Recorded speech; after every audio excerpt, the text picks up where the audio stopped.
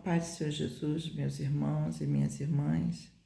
Já faz algum tempo que eu não gravo vídeo. Eu estive diante de algumas situações assim que eu precisei buscar mais ao Senhor, sabe? Pela minha própria vida. Porque às vezes a gente passa por situações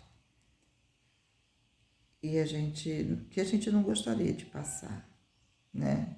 Todo mundo passa por isso. Eu tenho certeza que você também. E a gente nunca quer passar, não é verdade? Quem aqui pode dizer, não, eu passo por qualquer situação e nada me atinge? Irmãos, atinge porque nós somos seres humanos, sabe? E a gente sofre, a gente sente dor, a gente sente a traição de alguém, a gente sente a infidelidade. Não estou falando só de cônjuge, não. Estou falando de familiares, filhos mesmos, né? Que você gerou, que você amou, que você cuidou. E que depois, quando eles se acham adultos, eles não acham que te devem pelo menos respeito. Não é verdade? E aí você tem que passar por um período de caverna. Eu acredito que seja isso. Eu passei por um período de caverna, de poço entulhado. Era como se eu estivesse num poço.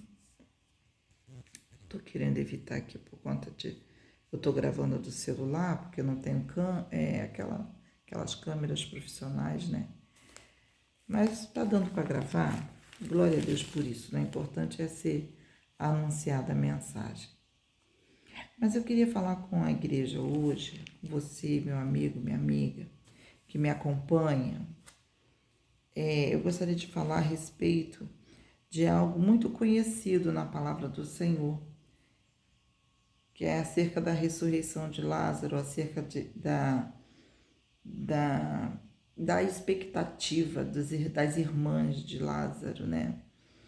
Porque a palavra diz no livro de João, no capítulo 11, eu vou ler, fala assim, a partir do primeiro versículo: Estava então enfermo um certo Lázaro de Betânia, aldeia de Maria e de sua irmã Marta.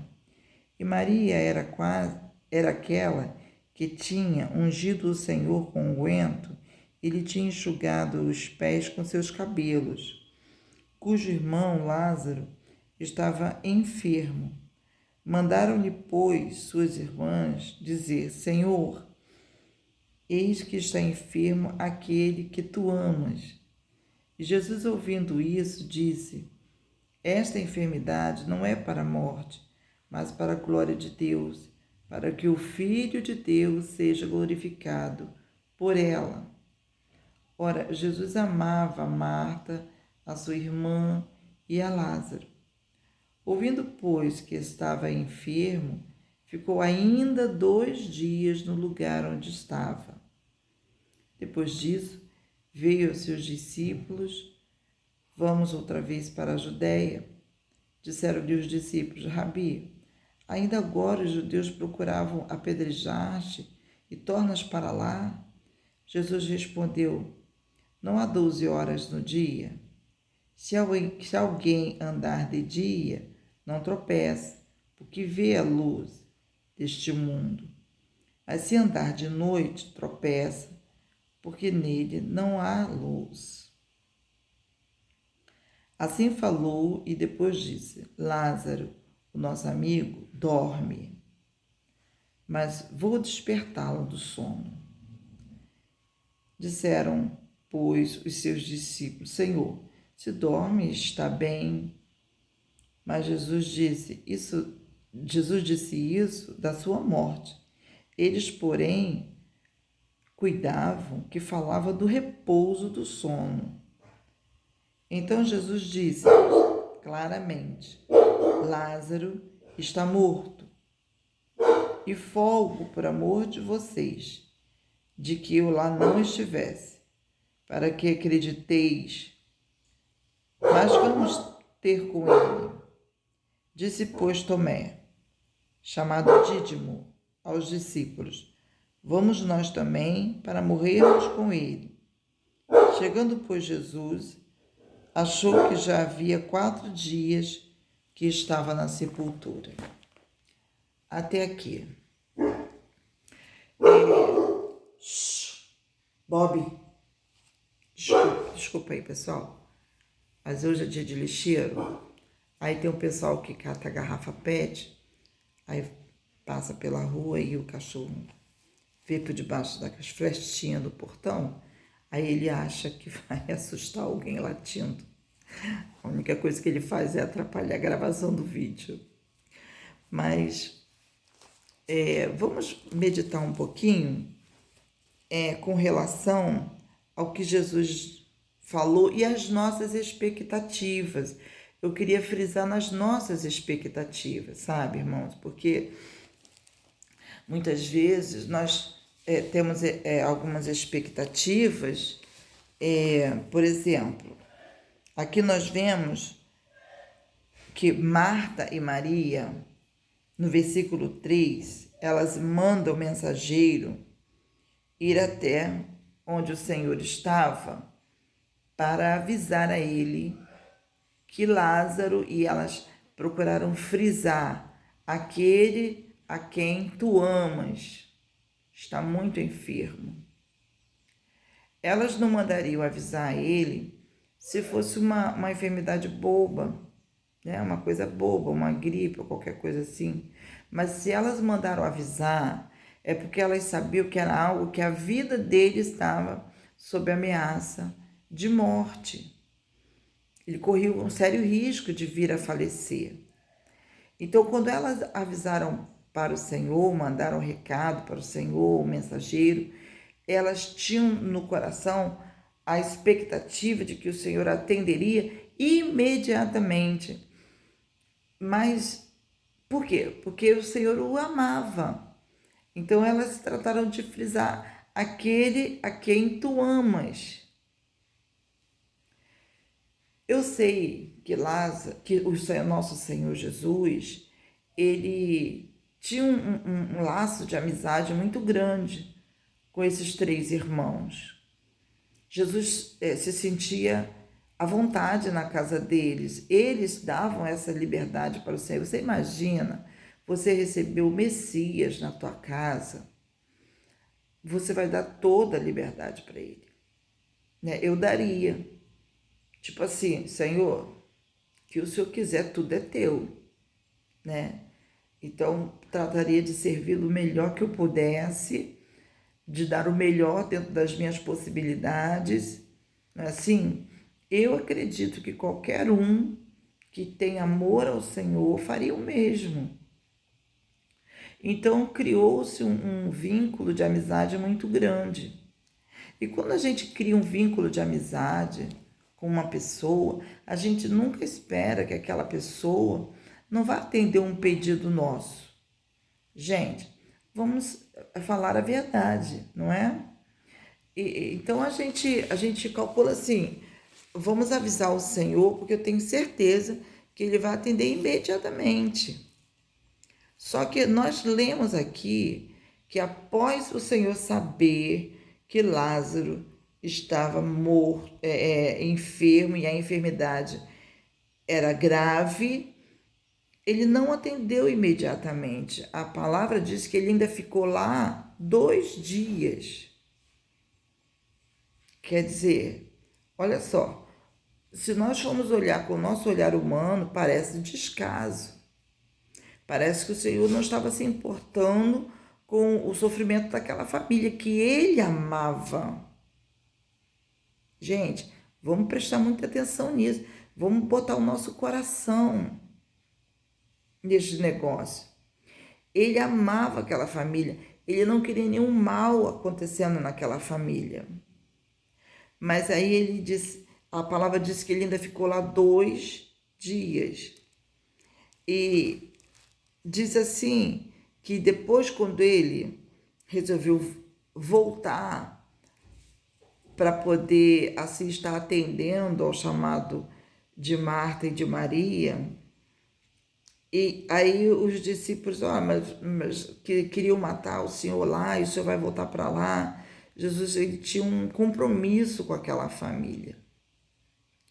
Ainda que aparentemente parecia que não, porque ele não atendeu imediatamente. Então, o que eu quero trazer de prática para as nossas vidas?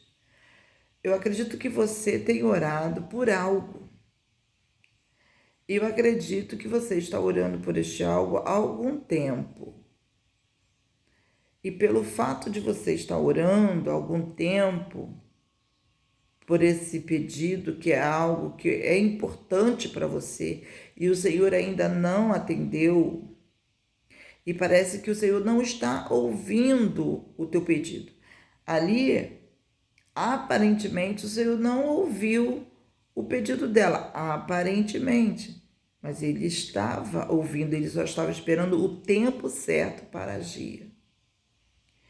E aí a palavra do Senhor fala no versículo 11, diz assim: assim falou e depois diz: Lázaro, o nosso amigo, dorme, mas vou despertá-lo. Então, o que isso fala para nós?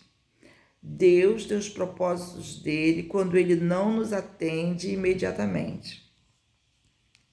Guardou aí a frase? Deus tem os propósitos dele quando ele não nos atende imediatamente. Quando ele não nos atende, não é porque ele não quer nos atender. Quando ele não nos atende, é porque ele tem uma finalidade. Eu sei que eu tenho que olhar para a câmera, mas sabe que você olha para a tela, eu fico olhando para a tela, mas eu sei que o certo é olhar para a câmera. Mas veja, o Senhor, ele tem uma aliança comigo e com você. De maneira nenhuma ele vai deixar de nos atender. Lógico, se nós fizermos um pedido absurdo, ele não vai nos atender. Primeiro, porque ele conhece o futuro, ele sabe que aquilo não vai fazer bem para nós lá na frente.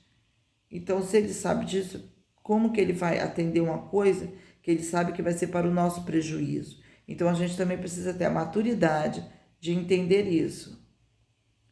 Então, eu gostaria de deixar para a nossa reflexão no dia de hoje. Hoje, eu acho que são dia 8 ou 9 de fevereiro. Estou meio na dúvida. De 2023. O Senhor disse: Lázaro, o nosso amigo, dorme, mas vou despertá-lo. Então, quando ele ficou lá mais 2 dias, ele sabia que Lázaro faleceria, mas ele chegaria lá, depois de já tudo consumado, e ia mudar completamente aquela história. Gente, o que Deus tem para realizar na minha vida, na tua vida, na minha casa, na tua casa, ele tem um tempo certo, ele não está demorando, é porque o que ele quer fazer, os planos dele são maiores do que os nossos, e o que ele vai fazer vai ser para impactar, porque o que ele fez ali na ressurreição de Lázaro impactou aquele povo. Tanto que depois, quando você lê, você continua lendo, tanto nesse quanto em outro evangelho, você vai ver que depois os próprios judeus, os principais da sinagoga, os religiosos, né, irmão? Não podemos ser religiosos, não, irmão. Não seja religioso, não, irmão. Porque se você for religioso, você vai ficar cheio de dogma, cheio de se não me toque, se me dói. Não faça isso não, irmão. Não faça isso não, porque Jesus, ele não era religioso. Ele diz que a verdadeira religião é atender a necessidade da viúva, do órfão, do necessitado. Existem pessoas religiosas que estão dentro das igrejas, que têm condição financeira, mas quando alguém necessita de uma ajuda, essa pessoa ela não tem coragem de ajudar, porque ela é religiosa. Ela acha que frequentar os cultos, ela já está fazendo algo grande para Deus. Quer fazer algo grande para Deus? Faz pelo seu próximo. A Bíblia nos ensina isso. Mas as pessoas, elas ficam tão envoltas de si mesmas, sabe? Veja bem, o que eu vou falar aqui não é em tom de crítica. As pessoas, elas se importam em colocar cílios longos para poder aparentar uma beleza estereótipa, né? Unhas enormes e gastam muito fazendo isso, decorações nas unhas que são espetaculares, mas gente, às vezes alguém está precisando de uma cesta básica e a pessoa não tem coragem de ajudar aquela pessoa com a cesta básica, mas ela é religiosa, ela frequenta os cultos, ela dizima, ela oferta, ela é religiosa. Deus não está precisando de religiosos, meu querido. Deus está precisando de pessoas que amem o seu semelhante. Jesus, ele deixou de atender não foi porque ele queria simplesmente ver o sofrimento daquela família. Ele deixou de atender foi porque ele tinha algo grande para realizar. Vamos olhar para o Senhor e vamos nos espelhar nele. Se você quiser continuar se ornando, se enfeitando, glória a Deus, faça isso, mas faça algo pelo seu próximo também. Estenda a mão para o necessitado também. Quanto você gasta por mês pela sua estética? E quanto que você gasta pelo seu semelhante? Você já botou isso na ponta do lápis? Faça isso. Bota na ponta do lápis. Eu gasto tanto no cabeleireiro, eu gasto tanto na moça que faz limpeza de pele, que coloca os cílios e que tira os cílios e que depois, sei lá, não sei como é que é isso. Acho que às vezes tem que renovar, né? Eu não sei. E bota silicone, e tira silicone, e troca silicone, mas não faz nada pelo seu semelhante.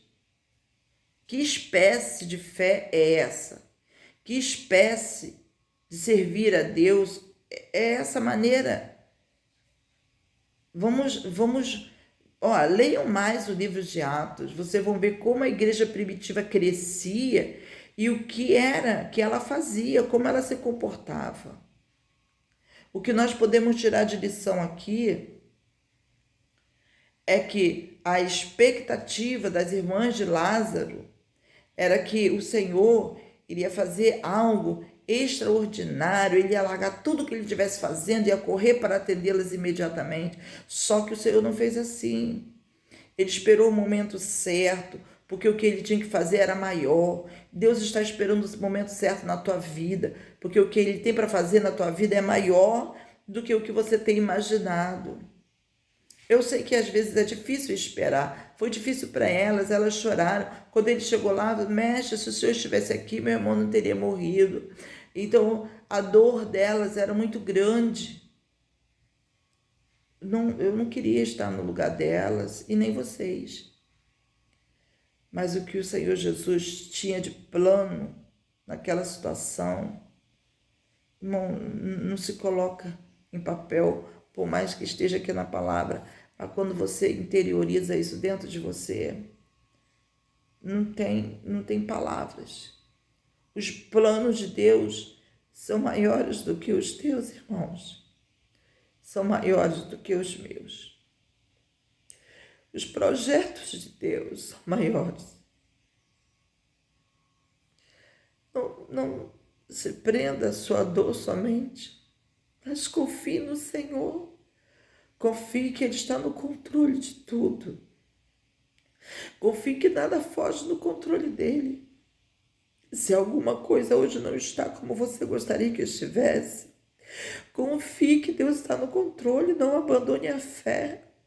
Não abandone o Senhor. Não estou falando de religião.